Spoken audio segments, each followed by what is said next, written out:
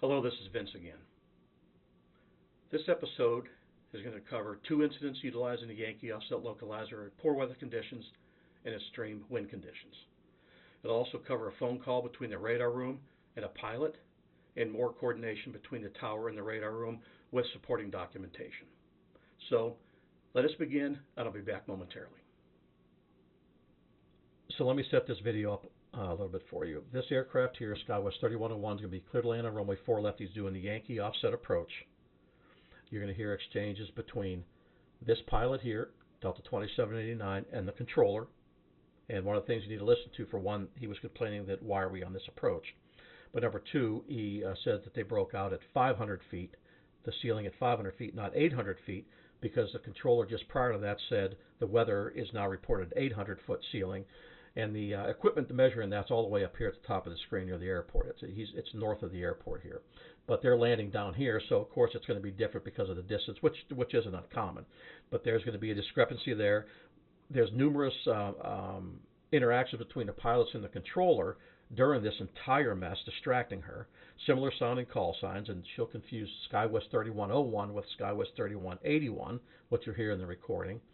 You're going to hear the exchanges about the weather, exchanges about why are we on this. But what you're not going to see in the paperwork, all this other stuff's going to be in there, but you're not going to hear the fact that he is all over the sky going left and right, and he said he went around because he was unstable on the approach, and this aircraft was sitting in the critical area. Not one mention of that whatsoever, but we'll discuss that. So let's roll this and go ahead and listen to how this unfolds. SkyWest 3101 on the ILS Yankee full left. SkyWest 3101, Metro Tower, RVR 5500 with 10014, brake connection good, 4 left, clear to land. 4 left, clear to land, SkyWest 3101. You're going to see his course change this way pretty abruptly and very soon. Spirit 388, just want to confirm Alpha Victor hold short Zulu. Spirit 388, that's affirmative. There you go. Look at him change 1,900 feet off the ground. Thank you. Attention aircraft X-rays current, Metro altimeter 2958, Delta 417, pick up X-ray and let me know if you can take it. Now he's turning back this way. Oh, Yankee, I guess now. HR 417 is ready to go. Meanwhile, that aircraft was up here, this one up here, sitting in a critical area.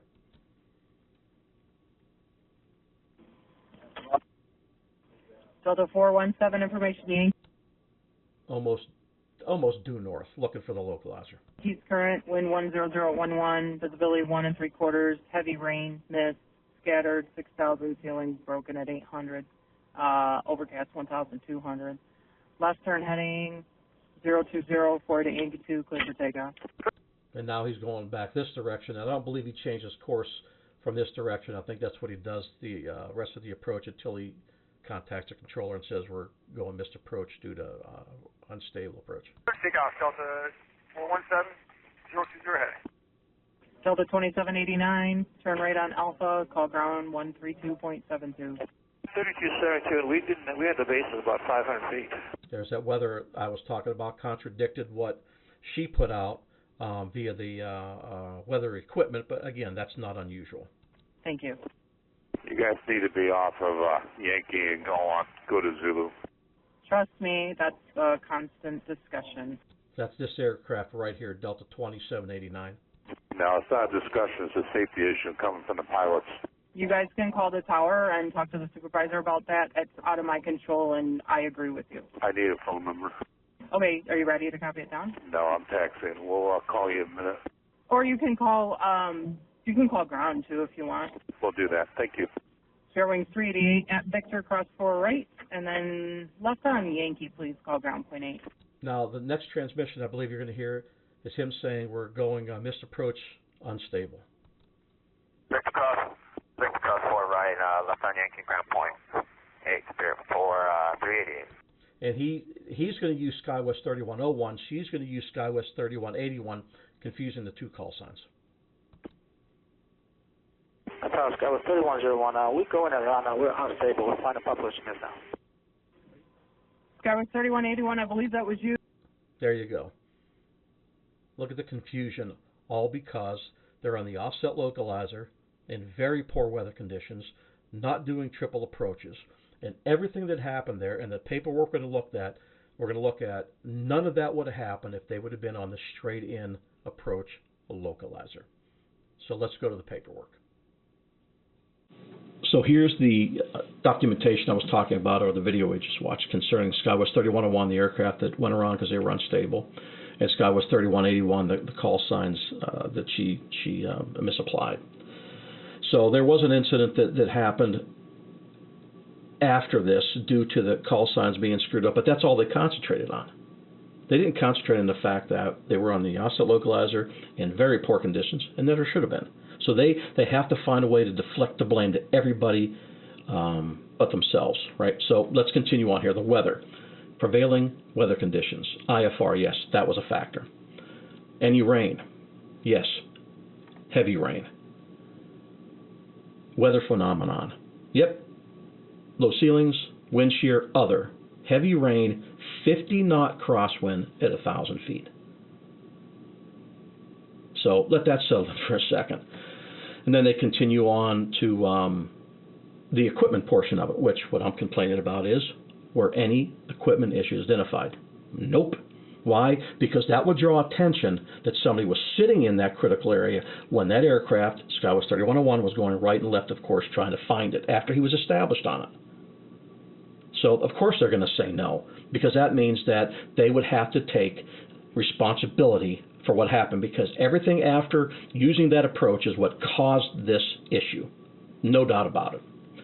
And then they go on to the findings and the individual performance. Similar sounding call signs. Yes, there were. They never told the tower about them, which they're required to do. Never did that. Teamwork and operational awareness seemed to be lacking. Really? So the teamwork was they didn't pass along the similar sounding call signs. Right? They weren't coordinating and telling anybody that. And then on top of that, awareness. Where was the TRACON supervision and the TMCs down there that put them in this position? Why weren't they paying attention more to what was going on? Because if they did, they would have to take some sort of blame for what took place. So the teamwork thing is ridiculous. Teamwork is non-existent there. It's dump on the tower, dump on other controllers, and then blame them. Like I've been saying with the statement of the compromising positions they're putting pilots and controllers in. This is one example. You're going to have another one here momentarily. Then the panel feels that the local controller experienced tunnel vision and misapplied identification of two airplanes. Consider staffing, traffic, weather conditions, and workload. Really? That's the issue? Why did she misapply those two? Maybe if she was told that the similar sound call sounds was coming up, that would have never happened. Consider staffing, traffic, weather, and workload. They don't consider any of those when they make the decision to use that offset localizer. Zero. Because if they did, they wouldn't be able to use it. Their arrival rate would come down by 1 or 2 airplanes, and then they wouldn't look good in their eyes anyway. But in this instance, they blamed everybody but themselves. If they would have never been in that approach, in those weather conditions, none of this would have happened. Literally, it never would have happened. But they can't take blame for anything. It's absolutely the just poor leadership. And just like the DOTIG said, significant lapses in FAA leadership. Here's another example. So let's move on to the next one. So this is the recording I was talking about between Delta 2789 and the radar room supervisor, the phone call when that pilot called in to complain. It's about 3.5 minutes long or so, but let's let it roll here and you'll see exactly about what I'm talking about, putting pilots in compromising positions. This is Heather. Hi, this is on 2789 on 4 left Yankee. 2789, okay. Skywest or Delta? Pardon me? Delta. Delta? Yeah. I need to talk to a soup if I could. Hi, I'm the supervisor. Oh, you are the soup? Mm-hmm. Why are we doing 4 Yankee? 4 right or 4 left Yankee. Why? We have weather. Crosswinds are incredible. You're putting us in a very dangerous situation.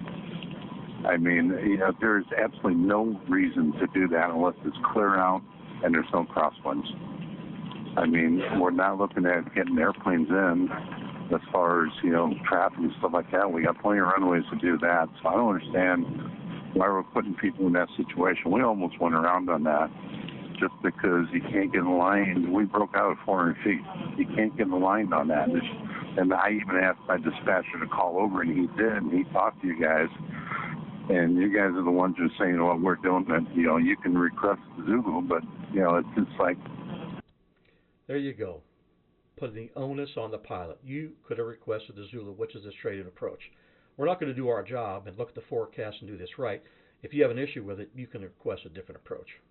Yeah, we're going backwards. We're not going forwards in our automation and everything else. I hope you understand that, but it's just, to pilots, that is a stupid thing for us to be doing. Okay. How about I get your information, and I will report this information further up the chain of command, and I can give you other numbers. Who do I need to talk to further up the chain of command? I can give you... My chief pilot, I'm going to put an ASR in it. I'm going to label it dangerous, okay. so you know, because it really is. I mean, that's, that is one of the things. Our day is, now turned into over a 9-hour actual flying day. We're supposed to be 8:25, and with the weather we had today, so now we're, incredibly tired. And we're doing stuff like that, and we're both looking at each other and going, this is not the way this is supposed to be. So for us, the long day was one thing. We went to Florida and back, 3 legs, Florida and back, and back again, and it's like, oh, this is wrong. So that's one of the reasons for pushing this, and we're saying, hey, we're putting us in this dangerous situation, which it should not be. So... Okay. Again, what was your call sign again?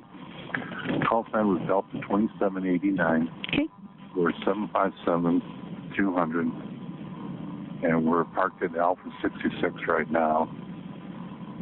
And when we landed, it was 400 is what we broke out, heavy rain, and then we hydroplaned on the runway too. Okay. Can I get your name and phone number? Would you be willing to give that to me?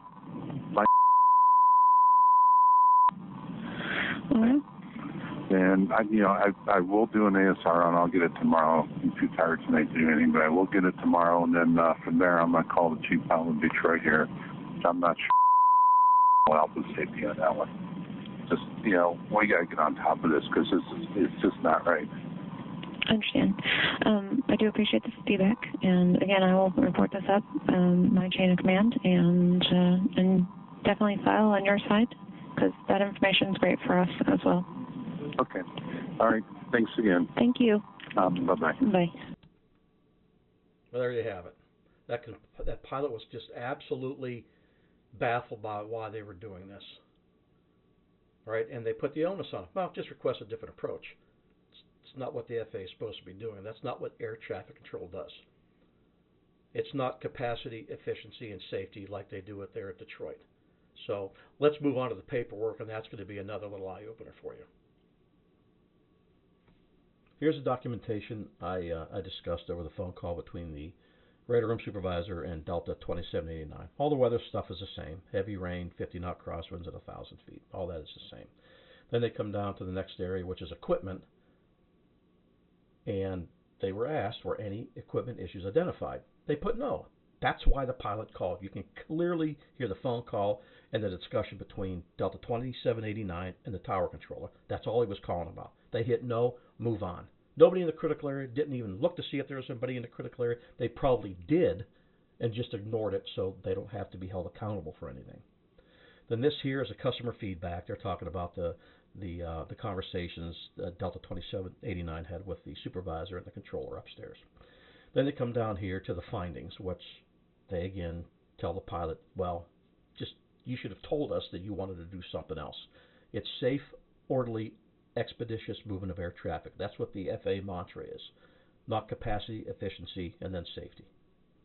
Then they go on to state that the latitude should be given from upper management to the supervisors in the tower and the radar room whether to use the Yankee offset localizer or the Zulu straight-in localizer. That's never going to happen. The tower isn't even asked. They don't care how it impacts the tower or, again, how these things are unfolding, the compromising positions they put pilots and controllers in. So what do you see the next two? Not only is it tower controllers, it's their own controllers down in the radar room. Right? So Alex Atenga and David Vossers were involved in making this decision and the next one we're going to watch. And for the life of me, I don't understand how none of these variables are being taken into consideration, forecasts or anything. But this is just another example from the DOT IG report and the Senate committee saying they did not do comprehensive investigations. Here you go. Here's another one, totally ignoring one facet of the entire incident. Let's move on to the next one. So this is the other recording I was talking to you about. They were doing the triple ILS approaches to this runway using the Yankee offset, this runway, and this runway. The white circles are the path that the conflicting aircraft have flown and what they're going to fly. And now, just a little bit more information. The tower is departing runway 22 right. So when this aircraft goes around, you can see his flight path pushes him this way because that's the direction the wind is coming so strong it pushed him that way. So this is a confliction point that could already be built into a problem. He's struggling to get his airplane under control because of a wind shear. So even though they didn't conflict, they could have. Now you're going to see here as this proceeds that they say, hey, he's going around, which way you want us to take him? Well, I'll take him to the right and go to 22 right. But if they would have taken him left and went this way and this aircraft went around, it could have had the same confliction on this point. So they have all these multiple points that could have conflictions, and that is just unacceptable. They should be making proper air traffic decisions based on the wind and what was going on and the use of that Yankee offset localizer. Capacity, efficiency, safety. They're doing it backwards. So I'm going to be fast forwarding through some of the dead time, but you'll hear everything that involves SkyWest 4232. So let's start. Departure Spirit Wings 845 on to 2.2, climbing via the Calvin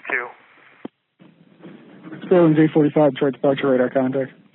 Now I'm going to fast forward to the 45-second mark, and that's where the aircraft that went around, they start coordinating about which way to take him because they know he's going around, and the tower calls downstairs and says, you know, what do you want us to do with this gentleman? So here is that. Yes, with this 4232, which way should we take him? 4232, probably the 22 right. Take him 22 right? Yeah. Okay. Okay, now we're going to fast forward to the point where they give him a heading and ask him the reason for the go around, and you can hear this exchange beginning right around now. Sirius 4 Kilo X-ray, descend and maintain 3,000. 9-3, 4 Kilo. Approach SkyWest 4232, 4,000, heading 215. Departure direction 916, looking for higher. SkyWest 4232, Detroit departure, turn right heading 270, say reason for go around. Right, 270, head open, sure warning, SkyWest 4232. SkyWest 4232, roger, expect ILS Yankee runway 22 right. ILS Yankee 22 right, SkyWest 4232. Okay, now we're going to fast forward to the conflict between these two aircraft. It's quite a bit down the road here, but this is where they're going to conflict, and listen to the instructions they're giving this gentleman here.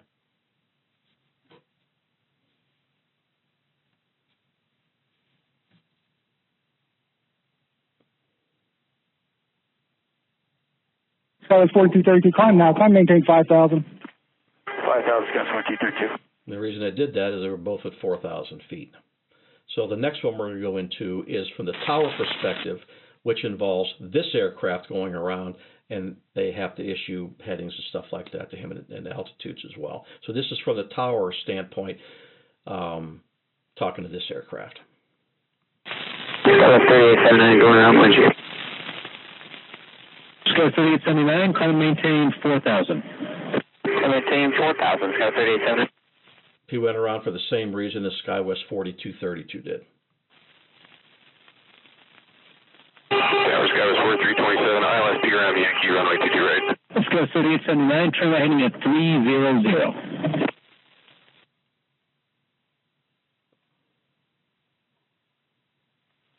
Let's go 3879, just copy the heading at 300, please.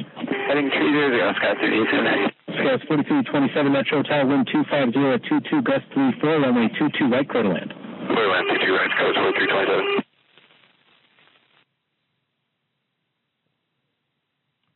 Now, from the previous recording, they're going to issue this aircraft climb to 5,000 because then they realize that this aircraft's going right at them, and the tower controller realizes it as well and turns the aircraft back.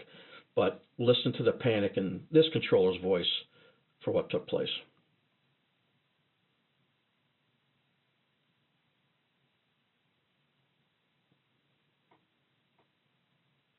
Let's go 3879, turn left heading about 240, please. That's heading 240, Sky 3879. Let's go 3879, traffic is 11 o'clock, it's an RJ at 4,000 feet, report that traffic in sight. And that's about the same time that the radar room controller is telling him to climb to 5,000. Let's go 3879, if you could descend immediately, traffic alert, traffic 11 o'clock, descend and maintain 3,000. Descend and maintain 3,000 now, Sky 3879. Well, there you go. They set the departure controller and the tower controller up for failure. And it goes back to exactly what I was talking about, the circumstances that they're putting both of these controllers and pilots in unnecessarily for capacity, efficiency, and safety. So what we're going to do now is we're going to go ahead and roll on and look at the paperwork that they discussed over this particular incident. This is a documentation covering the dual go-arounds. Here's the weather portion. This is the radar rooms portion. This is the weather, primarily the wind, and it's pretty accurate. And here's the tower portion that mimics it. It's pretty accurate as well.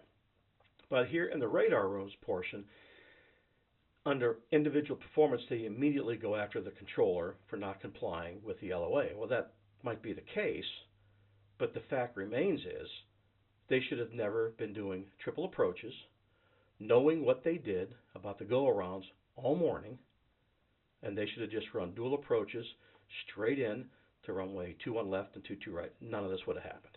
Well, how about Mr. Voster's and Mr. Hatanga's individual performance? This was 9 months after the first event that we watched with the weather and the crosswind. Nothing happened there. They blamed everybody else that was involved in that, but themselves, and using the localizer with somebody in the critical area. We've covered that already. You see where I'm going with that.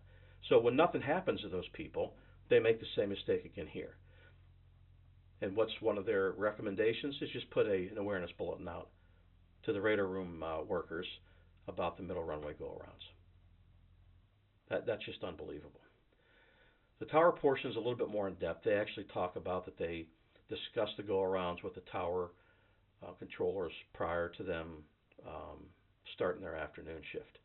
The afternoon shift controllers were all told, management and supervisors, about the go-arounds all day. They should have never did what they did.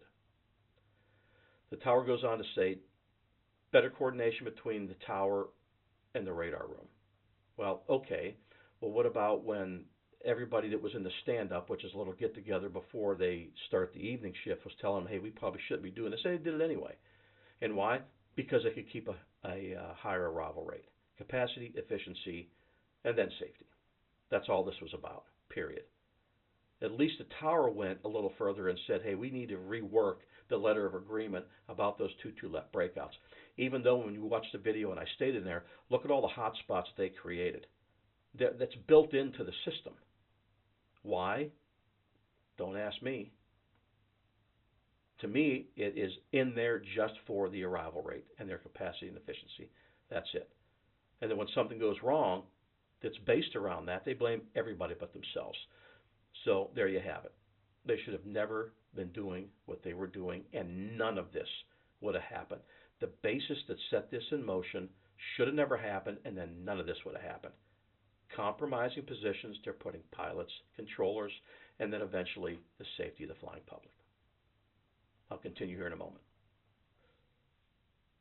So this pertains to a recording between the tower supervisor and Mr. Voster's in the radar room.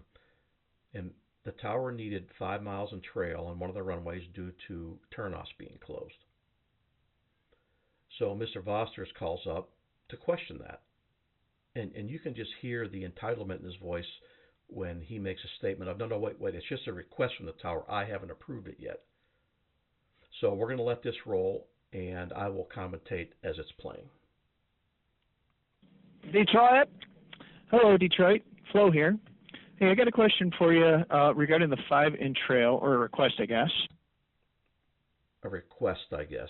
So it has to run past him. So where's the teamwork here? And you'll see how this unfolds.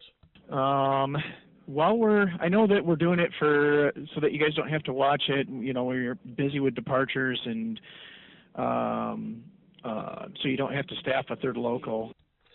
So there he goes. He knows nothing about tower operations, yet he's trying to call the tower supervisor out, and that gentleman worked there for 20 years or more, about the request.